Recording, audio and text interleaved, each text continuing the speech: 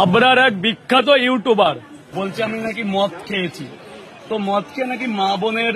ঘাড়ের পরে ঢলে যাচ্ছি, মানে ওরই মা বোনের ঘাড়ের পরে ঢলে পড়েছিলাম বলে তীব্র প্রতিবাদ করেছে। তো দাদা মদ তো দোকানে বিক্রি হয়, আমি কিনে খেয়েছি, তাই তো বললাম আমি মদ খেয়েছি, মদ বিক্রি হয়েছে আমি কিনে খেয়েছি। ও দাদা আমি নয় মদ খেয়ে মাতাল হয়েছে, আমি তো মা বোনেদের মানে কি আর বলবো, আমারও তো ঘরে মা বোন আছে, আমার লজ্জা লাগছে, আমি মা বোনেদের ওটা নিয়ে তো নাড়াচাড়া করছি না।